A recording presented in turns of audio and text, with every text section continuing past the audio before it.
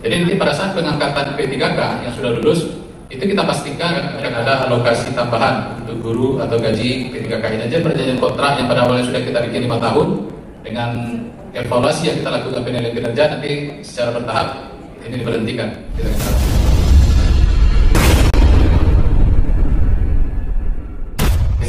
Pengumuman hasil seleksi pengangkatan menjadi P3K. Nah, ini yang sekarang kita laksanakan. Kita sudah berada pada tahapan seleksi, ya. Jadi untuk pengadaan kita sudah masuk ke seleksi, dan pengumuman hasil seleksi kemarin untuk tahap pertama sudah kita umumkan. Kemudian nanti untuk tahap selanjutnya adalah pengangkatan menjadi P3K. Kemudian nanti untuk proses atau tahapan selanjutnya adalah penilaian kinerja. Jadi berdasarkan perjanjian kinerja di tingkat individu dan organisasi dengan perhatikan target, sasaran, hasil manfaat yang dicapai dan perilaku pegawai. Jadi nanti pada saat pengangkatan P3K yang sudah lulus, itu kita pastikan mereka menandatangani perjanjian kinerja. Perjanjian kinerja sesuai dengan jangka waktu pengangkatan. Jadi minimal 1 tahun dan bisa sampai 5 tahun untuk tahun pertama.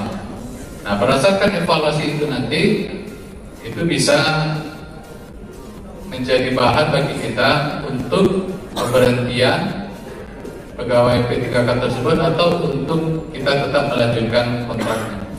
Jadi ini poin penilaian kinerja menjadi perhatian juga bagi kita nanti bagaimana kita menyiapkan mekanisme atau alat yang tepat untuk melakukan penilaian kinerja. Karena P3K ini termasuk hal yang baru, barangkali kita di BKPSDM dan juga Dinas Pendidikan di Kabupaten Kota, kita juga sudah harus memulai mempersiapkan instrumen-instrumen yang tepat bagaimana pola evaluasi yang bisa kita lakukan nanti untuk menilai target kinerja atau perjanjian kinerja yang akan dibuat pada masing-masing P3K tersebut. Kemudian yang tahapan selanjutnya adalah terkait dengan penggajian dan tunjangan. Gaji dan tunjangan itu sesuai dengan ketentuan berlaku bagi PNS.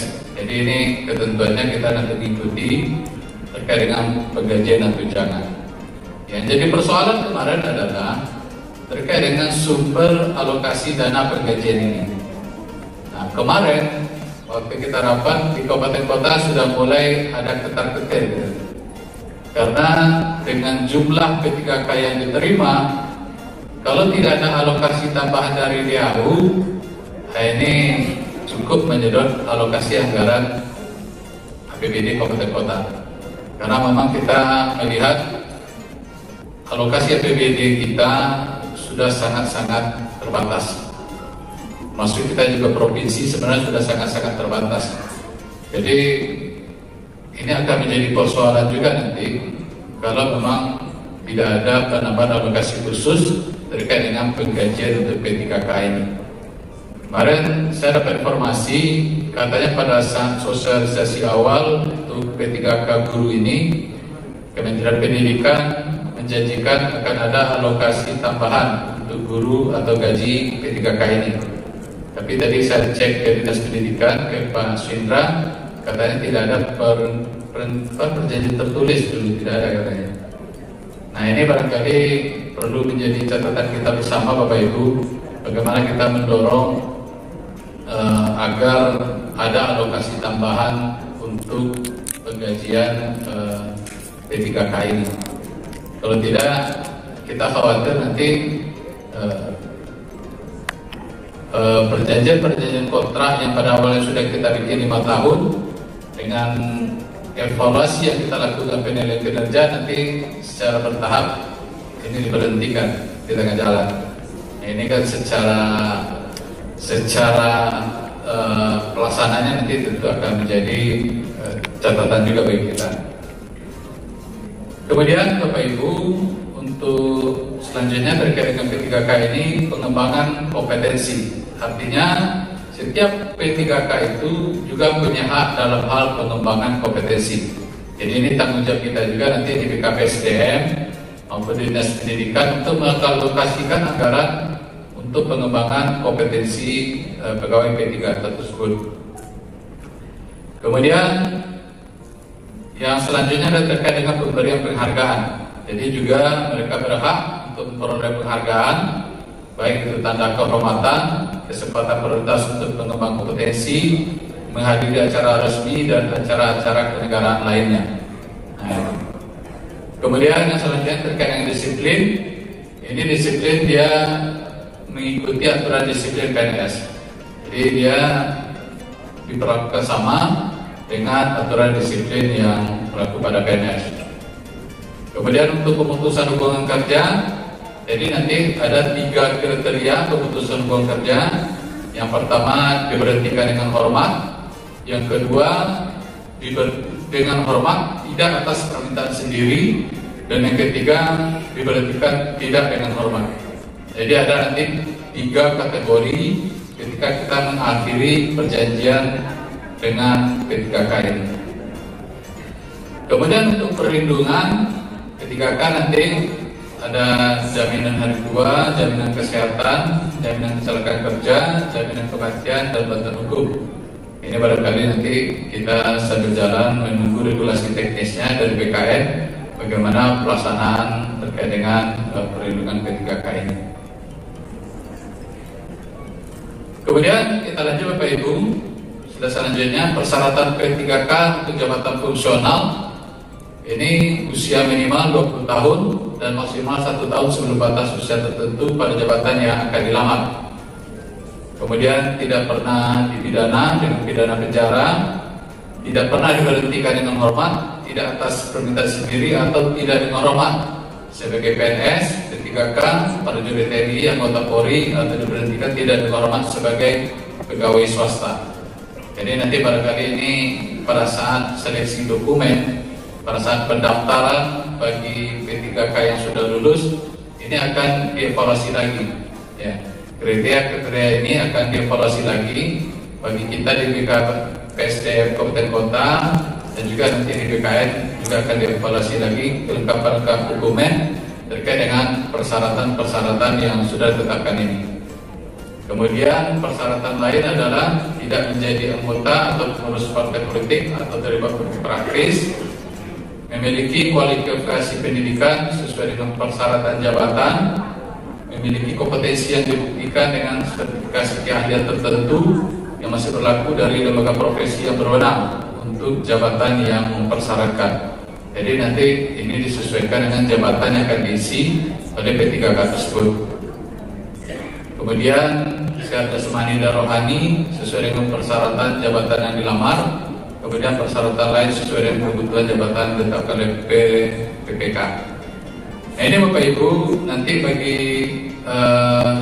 kita yang sudah dinyatakan lulus sebagai hasil seleksi P3K, mohon nanti persyaratan-persyaratan yang akan dilengkapi pada saat menginput dokumen tersebut ini betul-betul diperhatikan sesuai dengan aturan tersebut. Jadi jangan sampai nanti ada dokumen-dokumen yang tidak sesuai dengan aturan, dan ini juga menyebabkan menjadi dia tidak memenuhi syarat ketika kita sudah melengkapi pendaftaran tersebut. Nah ini terkait dengan masa hubungan perjanjian kerja P3K tersebut.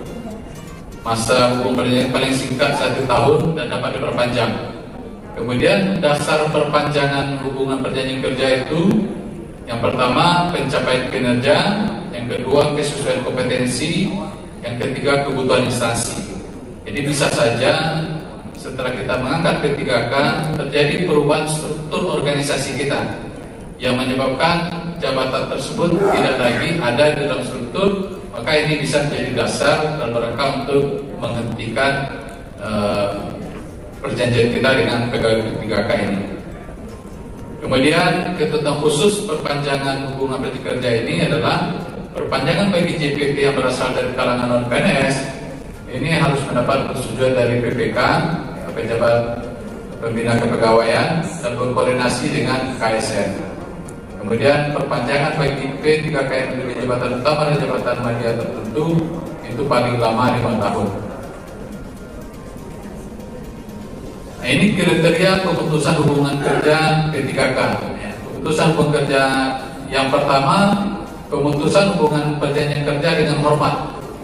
Kriterianya antara lain jangka waktu perjanjian kerja berakhir, termasuk mencapai batas usia pensiun sesuai dengan jabatan, kemudian meninggal dunia, yang ketiga atas permintaan sendiri, yang keempat perampingan organisasi atau kebijakan pemerintah yang mengakibatkan pengurangan P3K, kemudian tidak sikap jasmani dan atau rohani sehingga tidak dapat menjalankan tugas dan kewajiban sesuai dengan perjanjian kerja yang disepakati. Nah, kalau masuk kriteria tersebut, maka pemutusan itu dilakukan dengan hormat. Kemudian kelompok yang kedua, pemutusan hubungan perjanjian kerja dengan hormat tidak atas permintaan sendiri. Nah, ini berbeda, tidak atas permintaan sendiri. Yang pertama, kategori itu adalah dihukum penjara berdasarkan putusan pengadilan berkekuatan tetap dengan pidana penjara paling singkat 2 tahun dan dilakukan dengan tidak berencana. Ini kriterianya. Kemudian yang kedua, melakukan pelanggaran disiplin P3K tingkat berat. Nah, ini mengikuti aturan disiplin yang ada di PNS, seperti tidak masuk kerja dalam jumlah hari tertentu. Nah, ini juga bisa diberhentikan. Tidak memenuhi target kinerja yang telah disepakati. Nah, ini. Jadi Bapak Ibu, tolong dipastikan nanti pada saat kita mengangkat P3K, ini kita menandatangani kontrak kinerja atau perjanjian kinerja sesuai dengan jangka waktu yang kita sepakati dengan PPK. Kemudian ada kelompok ketiga, pemutusan hubungan perjanjian kerja tidak dengan hormat. Ya.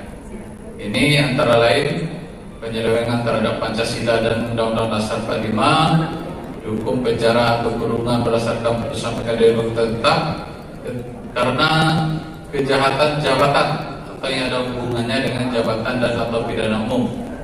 Kemudian menjadi anggota dan atau pengurus partai politik, kemudian dihukum penjara berdasarkan putusan pengadilan berkekuatan tetap dengan pidana penjara paling singkat 2 tahun atau lebih dan dilakukan dengan berencana. Jadi barangkali informasi-informasi ini Bapak Ibu nanti perlu kita sampaikan kepada pegawai P3K yang nanti akan lulus, sehingga mereka tidak terjebak dalam hal-hal yang akan melanggar. Kita khawatir nanti karena mereka menganggap bukan sebagai PNS, mereka merasa bebas untuk ikut berpolitik praktis, tahu-tahunya nanti mereka sudah kena sanksi dan diberhentikan tidak dengan hormat. Nah, kalau sudah diberhentikan tidak dengan hormat, tentu nanti akan berakibat mereka juga tidak bisa untuk mengikuti seleksi P3K pada beberapa tahun berikutnya. Kemudian cuti P3K ini juga diberikan, ada hak cutinya, ada cuti sakit, cuti tahunan, cuti melahirkan, dan cuti bersama.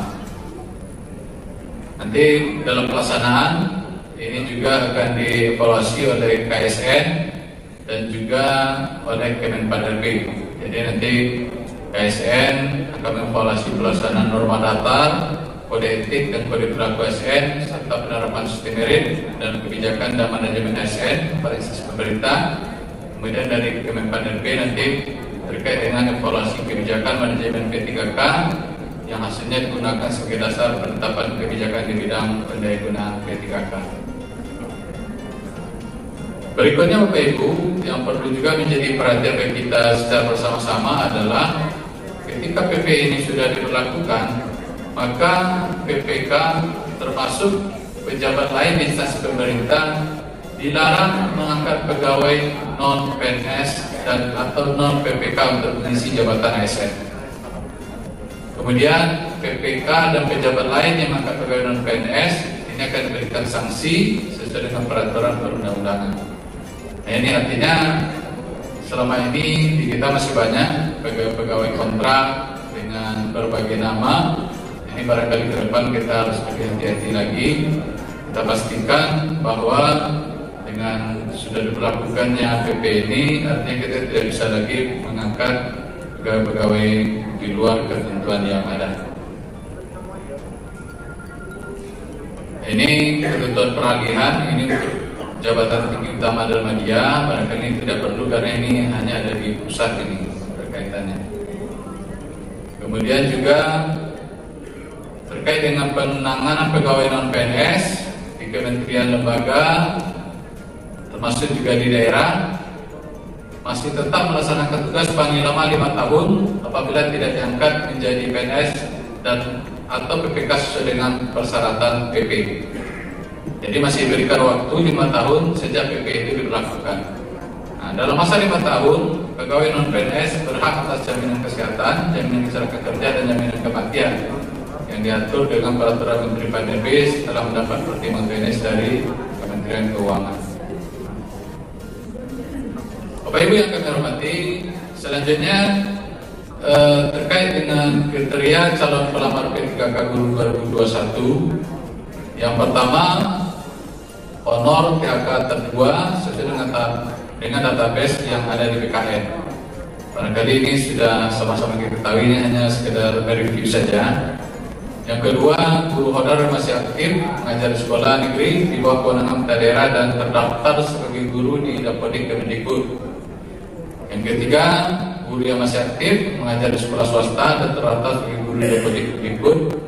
Yang keempat, lulusan pendidikan profesi guru atau PPG yang belum menjadi guru dan terdaftar di database lulusan pendidikan profesi guru Kemendikbud.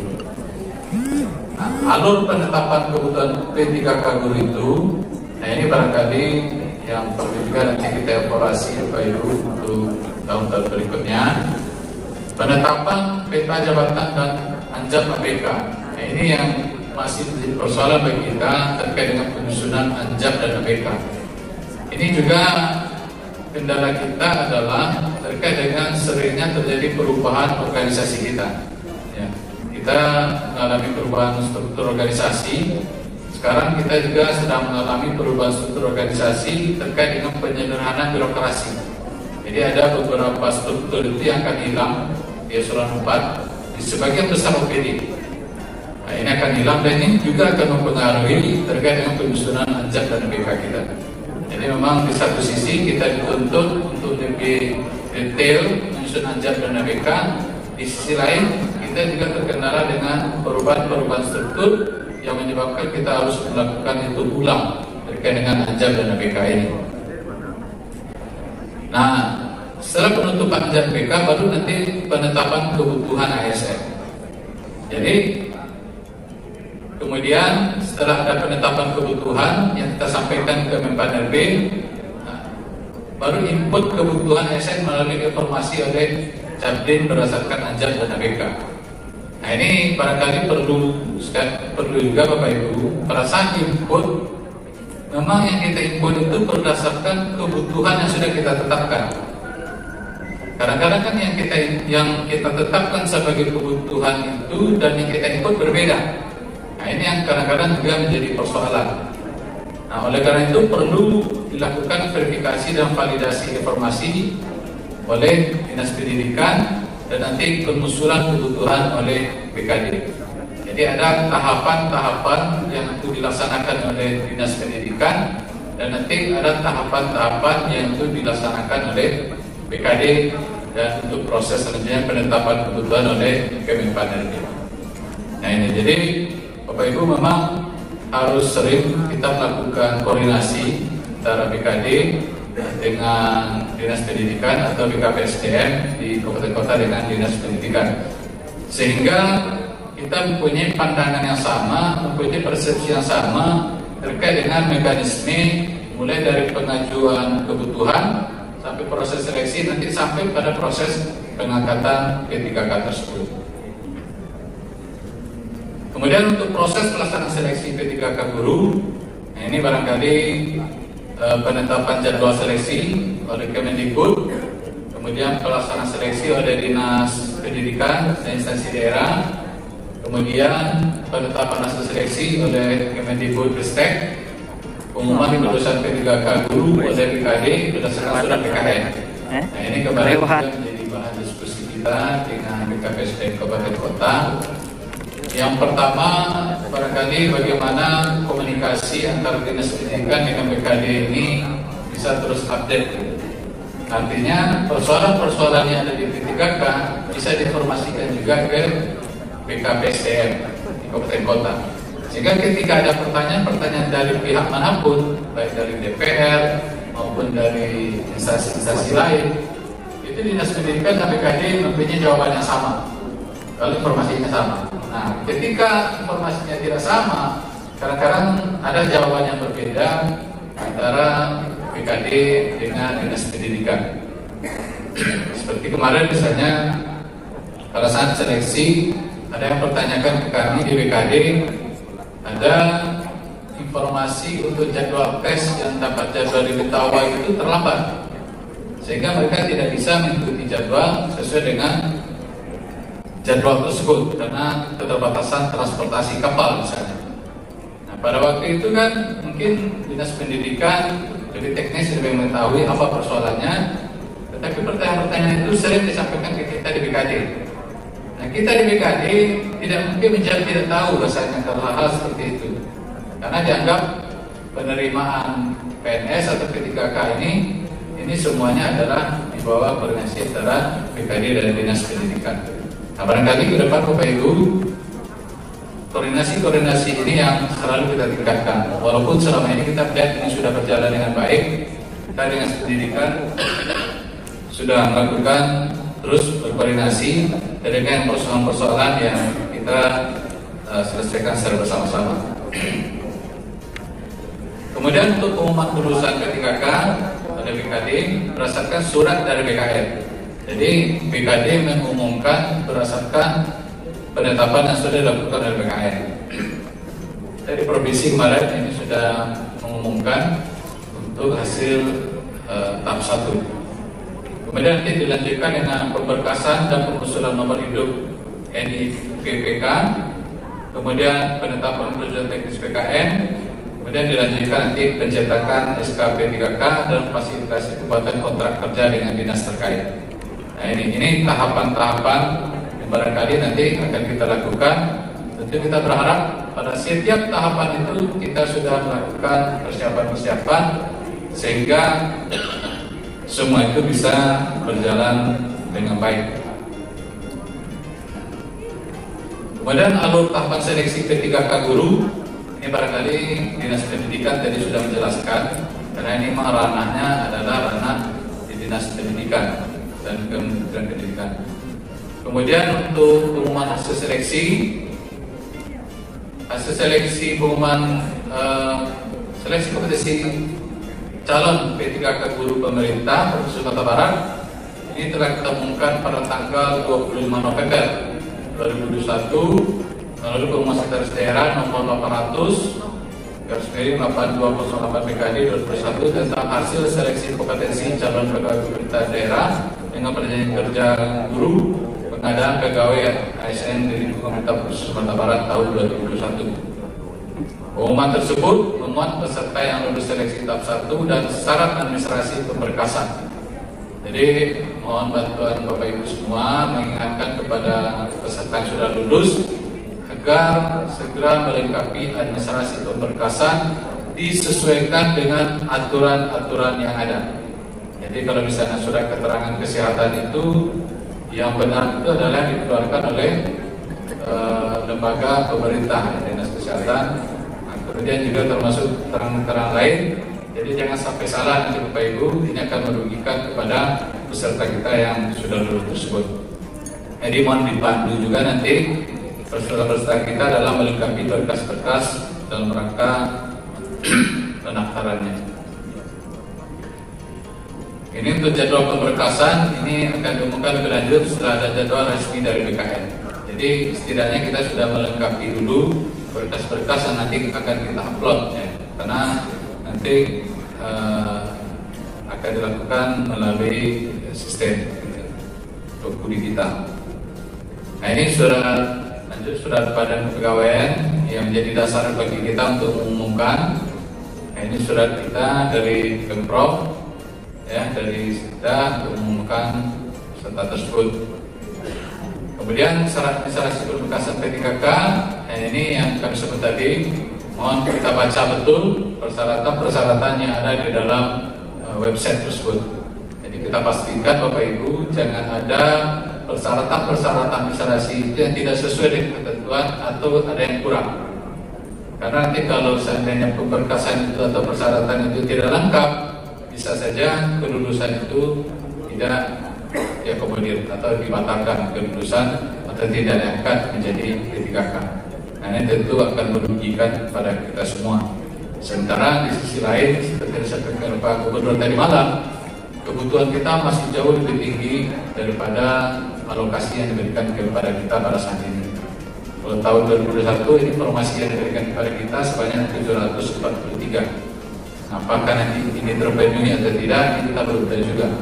Sementara untuk alokasi CPNS itu alokasi kita 425, tapi kemungkinan tidak terpenuhi karena tidak semua formasi juga terisi. Nah, ini Bapak Ibu, itu barangkali Bapak Ibu beberapa hal terkait dengan P3K, proses seleksi dan informasi umum terkait dengan P3K. Mudah-mudahan kita di Provinsi Sumatera Barat proses seleksi CPNS dan P3K ini bisa berjalan dengan baik. Karena memang kita melihat pada tahun ini di beberapa daerah ini ada terjadi permasalahan kecurangan. Di Kantrek 12 regional Pekanbaru ini alhamdulillah sampai sekarang proses seleksi CPNS Bapak Ibu semua untuk kita memastikan mengawal semua proses itu dan bisa terdeteksi. Karena kalau kita lihat modus yang dilaksanakan di daerah yang terjadi kecurangan itu modusnya sudah sangat canggih juga dengan menggunakan IT yang bisa meremot ya dari luar terkait dengan soal-soal yang muncul. Tetapi akhirnya ini terungkap juga. Jadi walaupun canggih modus yang dilakukan, pengawasannya juga lebih canggih ternyata. Jadi oleh karena itu ya sudahlah, kita ikuti saja. Dan kita pun sekarang lebih nyaman Bapak Ibu. Ya, kita di BKD, di KPSDM lebih nyaman. Karena kalau dulu ada nitik-nitik gitu kan, tolong anak Ambo, kemenakan Ambo, Gombo gitu kan. Maka ada rekomendasi tertulis dari pejabat-pejabat tertentu.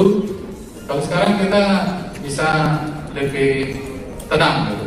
Kita tidak lagi bisa mengakomodir hal tersebut dan kita bisa jelaskan bahwa untuk proses seleksi CPNS dan P3K itu semuanya sudah by system dan secara online. Ya, tidak ada lagi dimungkinkan ada intervensi untuk kelulusan.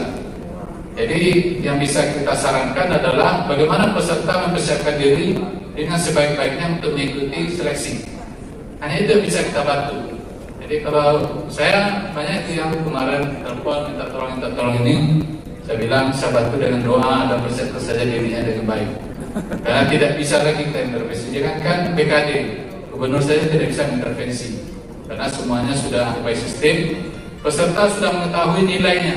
Belum selesai dia ujian, keluarganya sudah mengetahui nilainya itu. Karena tayang secara live.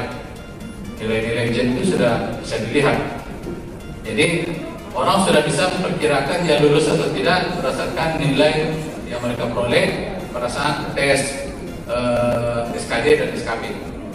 Jadi menurut saya ini merupakan hal yang sangat bagus dalam seleksi CPNS sehingga semua itu bisa bersaing secara sehat berdasarkan kompetensi yang dimiliki untuk mengisi informasi yang ada. Nah, memang yang jadi persoalan juga dalam berjalan Bapak Ibu, ternyata memang masih ada setelah lulus dan mengisi formasi sudah mengikat perjanjian untuk tidak pindah, nah, baru setahun atau 2 tahun sudah mengajukan pindah. Nah ini persoalan juga sekarang. Sementara seperti CPNS tahun 2019 ya, itu di Permenpadan sudah sangat jelas tidak boleh pindah dalam waktu 4 tahun minimal dan ada 10 tahun bagi guru. Nah, kalau pindah, dianggap mundurkan diri. Sudah kita sampaikan, tapi ngotot kita pindah juga, gitu kan? Nah, sementara kepegawaian ini kan jangka kita panjang, kadang-kadang kita kasihannya seperti itu. Kita akomodir, nanti setelah 5 tahun bekerja di tempat lain, jadi temuan BPK atau temuan instansi pemeriksa lain, disuruh mengembalikan gaji sekian tahun. Ini kan repot kita nanti. Kita juga sudah ada kasus-kasus yang beralih dari struktural ke profesional tidak sesuai aturan, akhirnya disuruh mengembalikan. Nah, bagi kita walaupun kita yang menerima uangnya dan menikmati uangnya, kalau disuruh mengembalikan itu kan sudah berat. Apalagi kalau misalnya sudah mendekati pensiun, gitu kan. Nah ini kan persoalan-persoalan yang perlu juga kita antisipasi ke depan agar hal-hal seperti itu, hal-hal yang akan merugikan PNS dan PTKK kita itu tidak terjadi. Nah tentu kita semualah yang diberikan tugas di BKD dan KPSDM untuk mengingatkan dan memfasilitasi dan memberikan pelayanan kepada seluruh ASN dan P3K di provinsi dan kabupaten kota agar mereka kita layani sebaik-baiknya dan kita ingatkan terkait dengan aturan-aturan yang mungkin mereka langgar yang akan menyebabkan kerugian bagi mereka sendiri. Nah ini barangkali Bapak Ibu sebagai pengantar diskusi dari kami, terima kasih atas waktu yang diberikan oleh panitia Dinas Pendidikan kepada kita di BKD. Mohon maaf, bila hidayah. Assalamualaikum warahmatullahi wabarakatuh. Waalaikumsalam warahmatullahi wabarakatuh. Kita kasih aplaus untuk narasumber kita yang sudah menjelaskan tentang regulasi yang berkaitan dengan P3K ini. Banyak informasi-informasi baru yang kita dapatkan dan ini mesti kita sampaikan. Kita akan berdiskusi, tanya jawab. Para Bapak Ibu yang punya tanggapan, pertanyaan kita persilakan. Kita mulai dulu dari Bapak. Mohon panitia bantuannya. Ayo. Sini Bu ya. Bapak ini depan dulu. Satu ditanyakan dengan Bapak yang di belakang. Ibu-ibu nggak ada yang bertanya ya? Nah, ibu-ibu lah satu dulu. Ada ibu-ibu? Di sini ada ibu-ibu? Ada ya. Saya akan nanti ibu. Silakan Pak. Baik, terima kasih. Assalamualaikum warahmatullahi wabarakatuh. Waalaikumsalam. Terima kasih moderator kesempatan pertama dari Suwanti dari Tanah Datar. Mencermati apa yang telah Bapak sampaikan tadi terkait dengan kondisi P3K, kegalauan daerah, kota kabupaten menyangkut masalah penggajian yang jujur kita akui membebani APBD. Nah, maka itu saran kami, saya pikir mungkin Senada kota kabupaten karena provinsi adalah perpanjangan tangan pemerintah pusat di daerah, melalui pemerintah provinsi didorong pemerintah pusat agar kebijakan ini tidak membebani daerah, dengan harapan tentu ditambah DAU agar kekurangan guru itu secara bertahap bisa diatasi. Salah satu contoh di Tanah Datar, pada tataran awal kita mencoba merekap, lalu kemudian menyampaikan informasi itu ke PKPSDM hampir 500, tetapi ternyata belakangan informasinya penggajian menjadi beban APBD tanpa DAU. Akhirnya sudah berapa kali rapat di APD bersama pemerintah kabupaten, disetujuilah usulan itu, akhirnya 143 formasi. Nah, kalau Anda kan diikuti usulan awal, ini kan luar biasa, dengan 143 itu juga berkeluh kesah ke pemerintah daerah. Jadi itu syarat pertama. Yang kedua, menyangkut kepada penilaian kinerja. Tentu juga harapan kami, karena BKD provinsi sebagai katakanlah bapaknya untuk kota kabupaten terkait dengan hal teknis ini, kegiatan pelaksanaan tugas kawan-kawan kita yang P3K kan sudah mulai berjalan di 2021. Nah, tentu harapan sudah ada semacam gambaran bagi kami di daerah secara teknis terkait dengan bagaimana untuk evaluasi kinerja, karena sifatnya tahunan, walaupun bisa diperpanjang sampai 5 tahun bisa. Karena nanti kalau ditumpuk, nah ini juga jadi kayak juga nanti pada tahun sudah berjalan, tapi penilaian juga belum jalan. Nah ini mohon dukungan dan bantuan sehingga kami di daerah pun juga bisa dapat tambahan referensi. Makasih Pak, dua hal itu. Assalamualaikum warahmatullahi wabarakatuh. Waalaikumsalam warahmatullahi wabarakatuh. Silakan Bapak. Nah, yang di belakang Bapak, mohon maaf.